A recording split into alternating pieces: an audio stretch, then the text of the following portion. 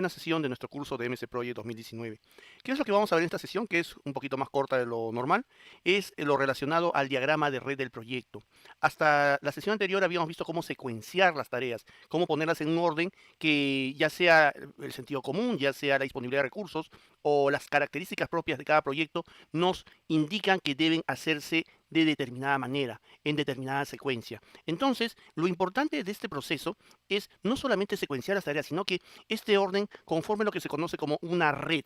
En una red tenemos todo interconectado, no podemos dejar puntos sueltos, no podemos dejar tareas en el aire que más adelante vayan a ocasionar dificultad para calcular la ruta crítica. Entonces, lo que vamos a ver ahora específicamente es cómo Project nos ayuda a poder obtener un diagrama de red que responda a todas las buenas prácticas de diseño de dicho diagrama y precisamente también vamos a ver cuáles son esas buenas prácticas.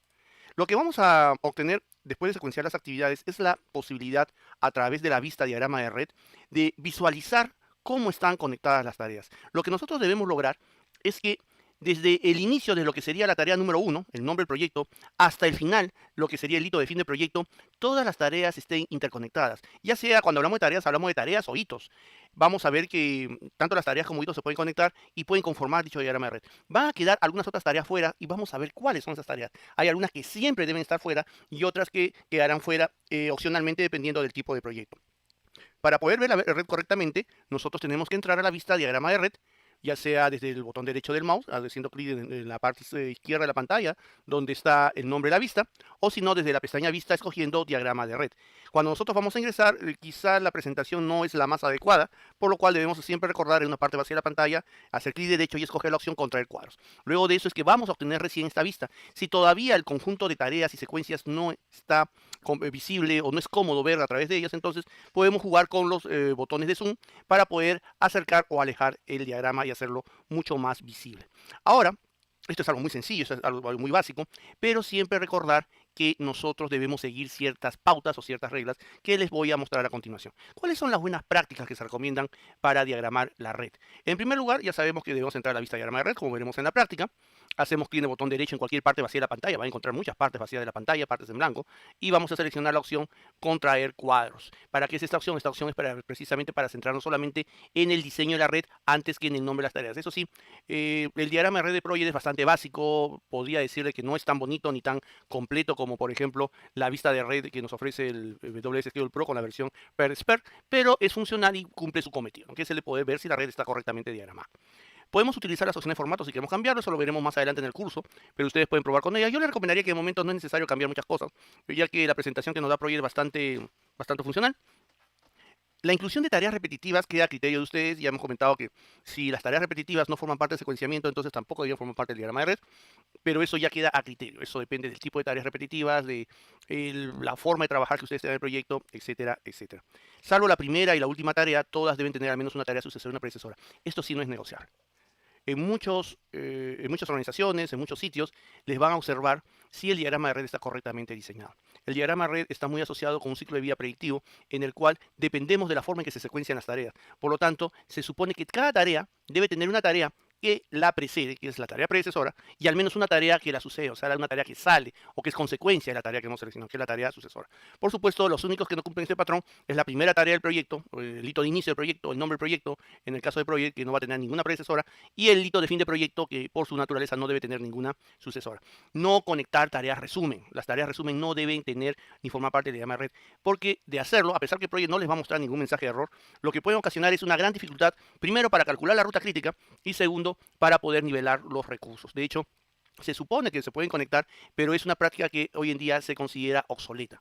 Así que es muy probable que si ustedes conectan tareas resumen, será una de las primeras cosas que lo observen en, por ejemplo, la evaluación de la correcta planificación o la correcta documentación del proyecto. Tareas con hitos sí se pueden conectar. Normalmente los hitos forman parte o son como una especie de nodo concentrador dentro del diagrama de red, una especie de tarea auxiliar para poder conectar mejor otras actividades, así que no habría ningún problema.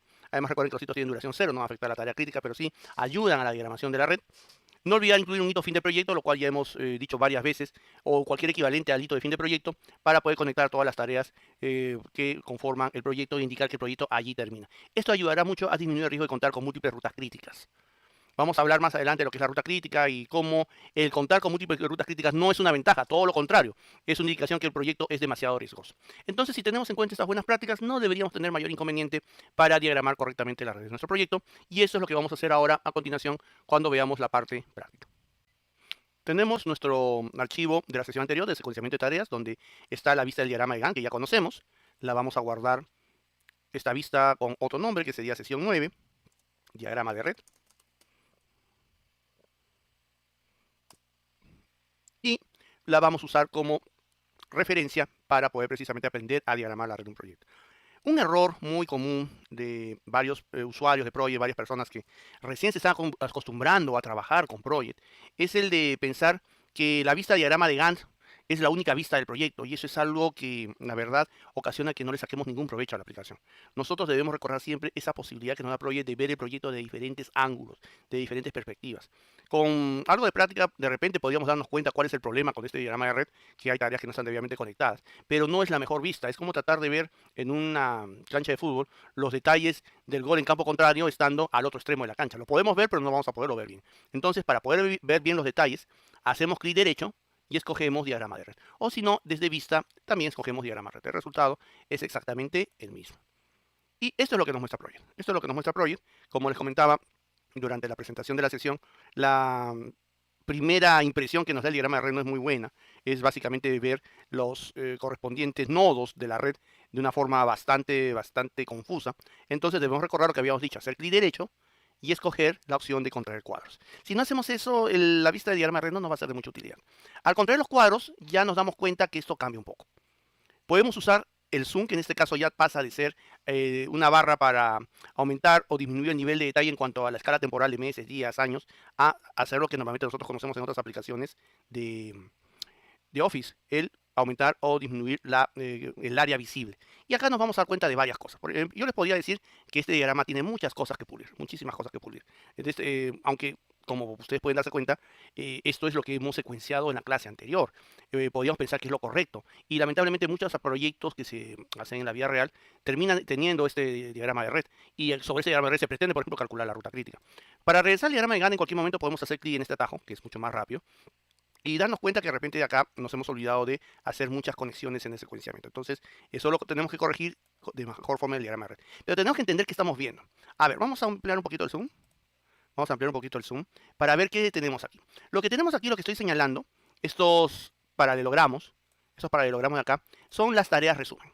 Entonces, las tareas resumen, lo que nos está mostrando Project, es que han quedado fuera del diagrama de red. Y eso es lo que corresponde. Nosotros debemos tener presente que las tareas resumen deben quedar fuera. Es decir, en toda esta conexión de flechas y de rectángulos no debería haber una tarea resumen. Tampoco debería haber tareas sueltas, salvo las que nosotros específicamente hayamos escogido que así sea. Por ejemplo, esta tarea, realizar seguimiento del proyecto, hemos escogido de forma predeterminada que no forme parte de la red. Podemos ponerla así, pero tenemos que considerar que debemos activar la opción de cálculo de múltiples rutas críticas, porque si no, podría tergiversar el resultado de la ruta crítica del proyecto. Se dan cuenta que estamos hablando mucho de la ruta crítica. Lo que sucede es que justamente la ruta crítica depende enormemente del diagrama de red. El otro factor para que obtener correctamente la ruta crítica se refiere a las duraciones de las tareas que todavía no hemos puesto. Entonces, ya sabemos que esto está bien. Esto que está aquí corresponde, vamos a ver, corresponde, por ejemplo, a seguimiento, a una tarea resumen. Esto que está aquí corresponde a las tareas repetitivas que ya habíamos definido, que no van a formar parte de la red de proyecto, por lo tanto está bien que estén aquí. Y esto que está aquí no es correcto. Esto que está aquí no es correcto. Estas tareas son tareas que forman parte de la red y están separadas, como que no hay una unidad, que no hay conexión, cohesión. Esto no es una red por ningún lado. Entonces tenemos que resolverlo en base a criterio, Entonces, ¿cuál es el criterio? Para poner de una manera sencilla, si yo parto de la primera tarea, que en este caso reunirse con los interesados claves, independientemente del camino que yo tome, considerando que todas las tareas están conectadas, debo llegar al fin del proyecto. Aquí, por ejemplo, esto no es correcto. ¿Por qué? Porque, por ejemplo, aquí estoy viendo que aparentemente la tarea 38, puedo hacer doble clic, vamos a ver en predecesoras, depende de 35, lo cual es correcto. Si ustedes tienen este problema que se quedan, por decirlo de alguna manera, pegadas las casillas y no se mueven, con la ruedita del mouse pueden sacudir la pantalla para dejar la presentación de forma correcta. Entonces la tarea 35, que es materiales listos, aparentemente no tiene ningún predecesor y eso es un error. Podemos regresar al diagrama, al Gantt, y darnos cuenta que materiales listos no tienen ningún predecesor, y eso es un error. Se supone que su predecesor debería ser la tarea 34. ¿Se dan cuenta? Entonces aquí nos damos cuenta que nos hemos equivocado. Lo ponemos ahí, que depende de 34, y listo. Acá nos está indicando, por ejemplo, que ya hay un problema. ¿Cuál es el problema? El problema que se está presentando es que de la forma en que está conectado todo, esto estaría listo para el 4 de mayo y la primera clase es el 2 de mayo.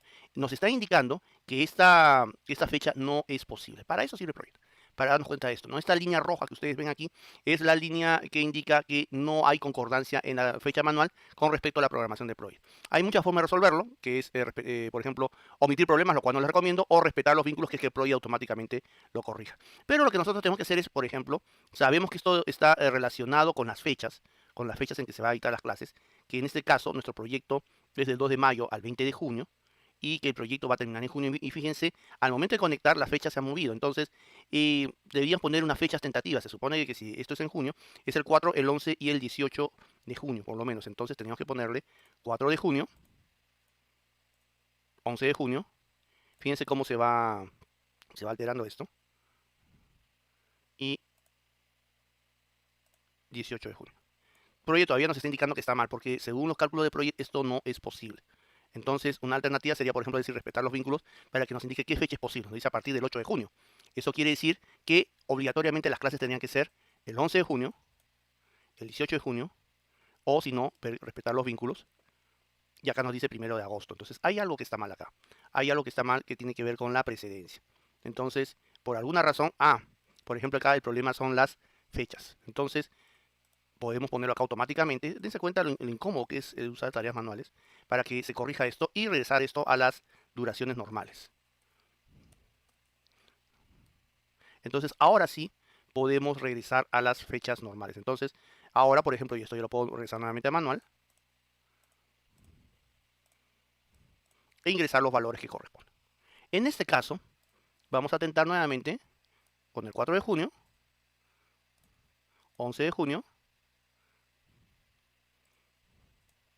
y nos insisten que no se puede. Mil disculpas. Es que si no hago esto, del 4 de junio a 4 de junio, Project no lo entiende.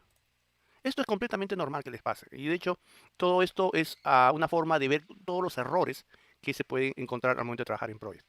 Nos damos cuenta que aquí, por ejemplo, Project automáticamente extiende la duración con las tareas manuales y nosotros tenemos que controlar eso. Así que acá vamos a poner 11 de junio. Recordad que esto lo vamos a poner de forma predeterminada un día. Y acá también le vamos a poner 18 de junio. ¿Cuál fue mi error? Mi error fue, y esto es algo que les va a pasar mucho en Project, por eso es importante ver cómo manejar Project, porque Project es un poco obstinado, es un poco cuadriculado, por decirlo de alguna manera informal, con la forma de la programación que tiene y con las opciones de programación. En este caso, yo estoy manipulando la fecha de fin, pero me olvidé de la fecha de inicio y eso es algo muy común. Siempre cuadren, siempre revisen la fecha de inicio. Trabajen sobre la fecha de inicio, porque la programación es sobre la fecha de inicio. Si ustedes no hacen eso, les puede presentar diferentes tipos de situaciones bastante incómodas como la que ustedes están viendo. Así que ya hemos aprendido algo más. Siempre controlar las cosas a partir de la fecha de inicio. Y ahora sí, todo esto cuadra. Vamos a regresar a nuestro diagrama de red. El diagrama de red no solamente es para ver la conexión, sino también la coherencia de la información que estamos poniendo. Entonces, fíjense cómo el diagrama de red ya tiene otra presentación.